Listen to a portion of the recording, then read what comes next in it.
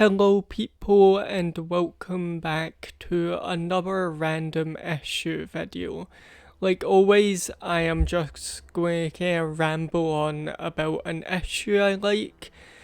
This video will obviously contain spoilers to that issue, but today I am specifically talking about issue 4 of the Fantastic Four. That is the first appearance of Namor. In this issue, you can very much see that the comic is still trying to find its ground, essentially. Characters like the Thing don't really look like themselves, though I do know there has been made an actual explanation towards that, and why he looks different from his past issues. Also, the Fantastic Four are using their version of the Fantastic Car, what people complained looked like a bathtub. I can see it. We get to see the team kind of mess around with their powers and just show off what they're capable of. But obviously the main focus of this comic is on Namor, or Namor, as this is his first appearance back since when he appeared in past comics. The way Namor is introduced in the comic is through Johnny actually finding one of Namor's old comics, questioning what happened to the guy as he seemingly just disappeared off the face of the earth. And obviously this leads to him finding him. But this time Namor is different. He's completely forgotten who he was and has clearly just been lost for days. So what Johnny Storm does is he takes Namor to the ocean, to the sea, and hopes that he'll begin to remember who he was. And he very much does, but he comes across some not great news. As Namor goes underwater and tries to find his home again, all he finds is it destroyed and covered in radioactive material from bomb testing. His people seemingly completely gone, missing, and somewhere in the ocean. And this breaks Namor. In my opinion, this is where Namor's character becomes much more interesting, because I remember when Black Panther Wakanda Forever, I think the sequel's called, was announced to be happening, and we heard Namor was going to be in it, and people got angry that he wasn't played by a white person. In my opinion, Namor's never been white. He's sometimes, some people have seen him as Asian, I know that, but his character has never been depicted or treated in a way where he wasn't some sort of outsider to the world. I mean, literally in issue 104 of Fantastic Four, after Reed Richards asks Namor if they can ever really be friends, Namor responds with never, so long as you air breathers hate and distrust all who are different, I leave you to your world of strife and never-ending war. His character has always leaned into this idea of being a metaphor for someone from another country or someone of a different race. So that makes this issue even more interesting if you think about it in that way.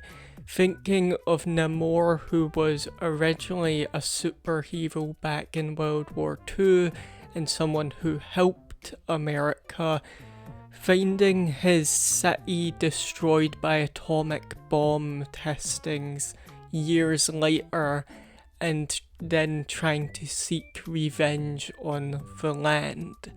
It adds a lot more to this story.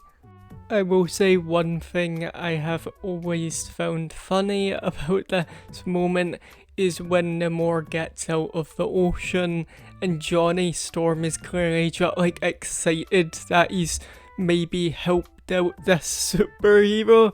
He's just like, he's back, and then immediately Namor starts insulting him and Johnny just doesn't understand why. After this moment, it leads into basically a lot of chaos happening, and I don't mean that in a bad way. I just mean after this moment, the comic heavily focuses on the action side of it, with Namor using a horn. It has a name, I'll put it on screen, to summon this giant underwater creature to attack New York. There's some really fun panels in here talking about the art. It is obviously Jack Kirby, but is older Jack Kirby art. I still think it has some really good moments in there, but it's definitely slightly weaker when you compare it to Jack Kirby's later work on the Fantastic Four. And we obviously get some setup to the entire dynamic with Namor and Sue Storm, and Namor's just being creepy.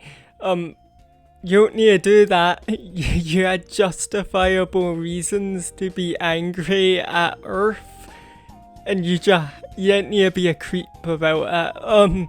Anyway, Johnny Storm creates like a whirlpool tornado thing and essentially just throws Namor back into the ocean.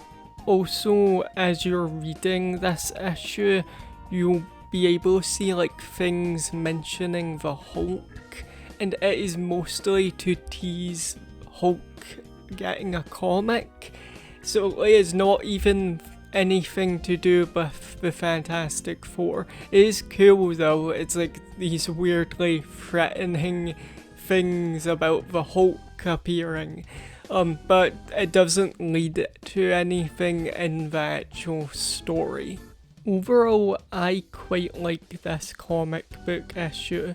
It definitely has aspects of obviously aging due to it coming out in like the 60s, but still just a very fun story. Also, it does have some really interesting aspects about Namor's character that would be developed more in the future. Also, there's just some really fun artwork in there. The issue after this is actually Doctor Doom's first appearance. What I might do a random issue on, because I like Doctor Doom. I really wouldn't mind talking about that. I have talked about it in the past in a video, but I've not done a just rambling on about it, and talking about things I like in it.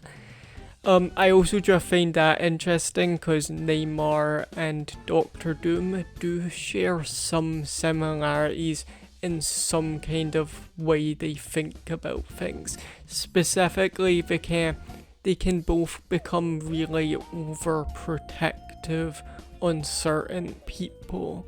Anyway, if you liked this video, feel free to like it, or maybe you hated it, then feel free to dislike it.